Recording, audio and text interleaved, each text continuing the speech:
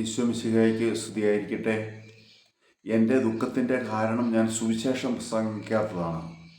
വചനം പറയുന്നത് സുവിശേഷം പ്രസംഗിക്കാത്തതാണ് എൻ്റെ എല്ലാവിധ തകർച്ചകൾക്കും ദുഃഖത്തിനും കാരണമെന്നാണ് വചനം പറയുന്നത്. അതുകൊണ്ട് മറ്റൊരു വചനം പറയുന്നുണ്ട്, സുവിശേഷം പ്രസംഗിക്കുന്നവൻ്റെ പാദങ്ങൾ എത്ര മനോഹരമെന്ന്. എൻ്റെ ജീവിതത്തിൽ സുവിശേഷം പ്രസംഗിക്കുക എന്ന് പറഞ്ഞാൽ സുവിശേഷത്തിന് ജീവൻ കൊടുക്കുക എന്നാണ്. സുവിശേഷമാകുക, സുവിശേഷം ഏകുക.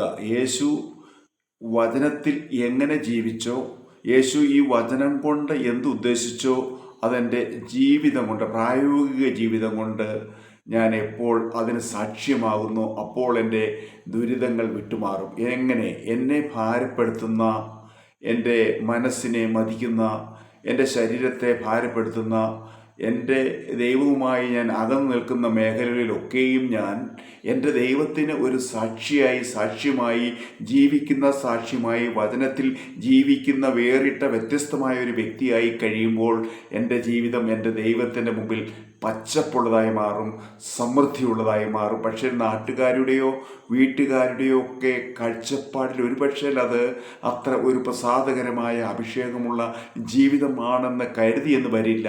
എന്നാൽ വചനം പാലിക്കുന്ന എനിക്ക് എൻ്റെ ദൈവവുമായുള്ള എൻ്റെ ഹൃദയപരമാർത്ഥമായ ബന്ധം നിലനിർത്തുന്നതുകൊണ്ട് എൻ്റെ ദൈവം എന്നെ കരം പിടിച്ച് നടത്തുന്ന ആ വലിയ സാന്നിധ്യം എനിക്ക് അനുഭവപ്പെടുമെന്നുള്ള കാര്യത്തിൽ യാതൊരു സംശയമില്ല. അതുകൊണ്ട് എൻ്റെ ജീവിതം വചനത്തിനൊന്ന് സാക്ഷ്യമായി മാറിയാൽ, ജീവിക്കുന്ന വചനമായി മാറിയാൽ, എൻ്റെ ഹൃദയത്തിൽ പതിഞ്ഞ വചനം അത് ജീവിതമാക്കി മാറ്റുവാൻ എപ്പോഴൊക്കെ ഞാൻ ശ്രമിക്കുന്നു, അപ്പോഴൊക്കെ എനിക്ക് എൻ്റെ ദൈവത്തിൻ്റെ വാഗ്ദാന വചനങ്ങൾ, കൃപയുടെ, അഭിഷേകത്തിൻ്റെ, പൂർണ്ണതയുടെ നിറവുണ്ടാകും എന്നുള്ള കാര്യത്തിൽ യാതൊരു സംശയമില്ല. വിശുദ്ധ ബൈബിളിലെ ഏത് വചനം എടുത്താലും അവയ്ക്കെല്ലാം ജീവനുള്ളതാണ്. ആ ജീവൻ ഉണ്ടാകണമെങ്കിൽ അതെൻ്റെ പ്രവർത്തനത്തിലൂടെ, എൻ്റെ വിശ്വാസത്തിലൂടെ ഞാൻ അതിനെ ജീവനേകണം. ഇത് മുഴുവൻ വാഗ്ദാന വചനങ്ങളാണ്. ഈ വാഗ്ദാന വചനത്തിലെല്ലാം അതിൽ ആത്മാവുണ്ട്, ദൈവത്തിൻ്റെ സജീവമായ സത്തയുണ്ട്, ജീവനുണ്ട്. പക്ഷേ ആരൊക്കെ ഈ വചനം ആത്മാർത്ഥമായി വിശ്വസിച്ച് അവകാശപ്പെട്ട് പ്രാർത്ഥിക്കുന്നു, ആ വ്യക്തികൾക്കാണ് ഈ വാഗ്ദാന വചനങ്ങളുടെ മുഴുവൻ അഭിഷേകം ലഭിക്കുന്നത് എന്നുള്ളതാണ് ഏറ്റവും വലിയ യാഥാർത്ഥ്യമെന്ന് നമ്മൾ തിരിച്ചറിയണം. ഇത് ഏതെങ്കിലും ഒരു മതവിഭാഗത്തിനു വേണ്ടിയോ ഒരു പ്രത്യേകമായ ഒരു വിഭാഗം ആളുകൾക്ക് വേണ്ടിയല്ല. ഇത് സകല ജനത്തിനു വേണ്ടിയുള്ള വലിയ അത്യാനന്ദത്തിൻ്റെ, വലിയ സന്തോഷത്തിൻ്റെ സദ്വാർത്തയാണ് യേശുവും അവിടുത്തെ വചനങ്ങളും അവിടുത്തെ ജീവിതം എന്ന് പറഞ്ഞാൽ. ലോകത്തിൽ ഇന്നോളം ജനിച്ചവർക്കും ഇനി ജനിക്കാൻ പോകുന്നവർക്കും, അവർക്ക് ജാതി മത വർണ്ണ വ്യത്യാസമില്ലാതെ, രൂപഭേദങ്ങളില്ലാതെ എല്ലാവർക്കും ഈ അനുഗ്രഹം അവകാശപ്പെട്ടതാണ് എന്ന് നമ്മൾ തിരിച്ചറിഞ്ഞു കൊള്ളണം. എൻ്റെ ദുരിതത്തിൻ്റെ കാരണം ഞാൻ കണ്ടു. ഞാൻ സുവിശേഷം പ്രസംഗിക്കാത്തതാണ്. പ്രസംഗിക്കുക എന്ന് പറഞ്ഞാൽ അത് വാക്കുകൊണ്ടുള്ള പ്രസംഗത്തിന്, നാവുകൊണ്ട് നമ്മൾ പറയുന്നതിൽ കൊണ്ട് കാര്യമുണ്ട്. പക്ഷെ അതിലും ഏറെ വളരെ കാര്യമാണ് എൻ്റെ ജീവിതം തന്നെ എൻ്റെ സന്ദേശമായി മാറുമ്പോൾ, എൻ്റെ വചനം, എൻ്റെ ദൈവത്തിൻ്റെ വചനം എൻ്റെ പ്രവൃത്തികളിലൂടെ അത് ഫലം ചൂടുമ്പോഴാണ് അതിൻ്റെ പൂർണ്ണതയിലേക്ക് എത്തുന്നത്. മനുഷ്യർ ദൈവത്തെ അന്വേഷിച്ച് ദൈവങ്ങളുടെ പുറകെ പോകാറുണ്ട്. അനേക മനുഷ്യർ ശരിക്കും യഥാർത്ഥത്തിൽ ദൈവത്തെ തിരിച്ചറിയാതെ ദൈവങ്ങളുടെ പുറകെ പോയി അനേക സമയവും പണവും ചെലവാക്കാറുണ്ട്. എന്നാൽ എൻ്റെ ദൈവം, എൻ്റെ ഹൃദയങ്ങൾ അറിയുന്ന ദൈവം, എൻ്റെ പ്രാർത്ഥന കേൾക്കുന്ന ദൈവം, എന്നെ അനുഗ്രഹിക്കാൻ ശക്തനായ ഒരേ ഒരു ദൈവമേ ഉള്ളൂ, അതെൻ്റെ ഈശോയാണ്. അതുകൊണ്ട് ഈശോയിൽ ആരെങ്കിലും ഒന്ന് വിശ്വസിച്ച് സമർപ്പിച്ച് പ്രാർത്ഥിച്ചാൽ, എൻ്റെ ഹൃദയങ്ങൾ അറിയുന്നവൻ അപ്പോൾ തന്നെ തൻ്റെ വിജയകരമായ വലതുകരം പിടിച്ച് എന്നെ തന്നോട് ചേർത്ത് നിർത്തും, എന്നെ തൻ്റെ കരങ്ങളിൽ വഹിക്കും, എൻ്റെ സങ്കടം കേൾക്കും. എൻ്റെ ഹൃദയം നുറുങ്ങിയ അവസ്ഥയെല്ലാം അവൻ കാണും.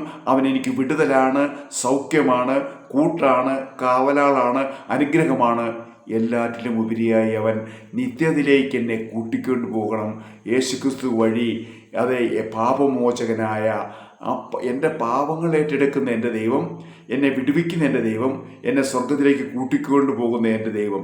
അതുകൊണ്ട് മനുഷ്യർ ദൈവത്തെ ഉള്ള ശരിയായ ഒരു ആരാധന എന്ന് പറയുന്നത് യേശുക്രിസ്തുവിലൂടെ ദൈവത്തെ ആരാധിക്കുമ്പോഴാണ് സ്വർഗം പ്രസാദിക്കുന്നത്.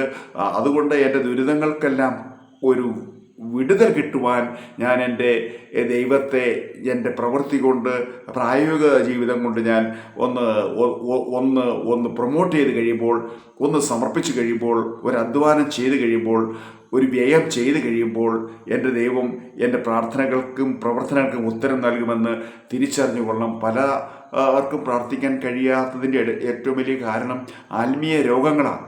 ഈ ആത്മീയ രോഗങ്ങൾ സൗഖ്യപ്പെടുത്താൻ കഴിവുള്ള ഒരേ ഒരു ഔഷധം ദൈവവചനവും അവിടുത്തെ കൂതാശകളും ദൈവവും മാത്രമേ ഉള്ളൂ. അതുകൊണ്ട് ദൈവത്തോടും ദൈവവചനത്തോടും എവിടെയൊക്കെ ആരൊക്കെ ചേർന്ന് നിന്നാൽ ഒരിക്കലും ദൈവവചനം ഫലം പുറപ്പിക്കാതെ തിരിച്ചു വരികയില്ലെന്ന് മനസ്സിലാക്കിക്കൊള്ളണം. അതുകൊണ്ട് എൻ്റെ ജീവിതത്തിൽ ദൈവവചനം പ്രായോഗിക ജീവിതത്തിലേക്ക് കൊണ്ടുവരുവാൻ ഞാൻ തന്നെ ഈ ദൈവത്തിൻ്റെ വചനത്തിന് മുമ്പിൽ ലൂക്ക 1:38 മറിയം സമർപ്പിച്ചതുപോലെ സമ്പൂർണ്ണ സ്വയംദാന സമർപ്പണം നടത്തുമ്പോൾ എൻ്റെ ദൈവം എൻ്റെ പ്രാർത്ഥന കേട്ട് എന്നെ എല്ലാവിധ കഷ്ടതകളും ദുരിതത്തിനും വിടുവിക്കുന്ന എൻ്റെ ദൈവം എന്നെ അനുഗ്രഹിക്കും. Praise the Lord. Amen. Hallelujah.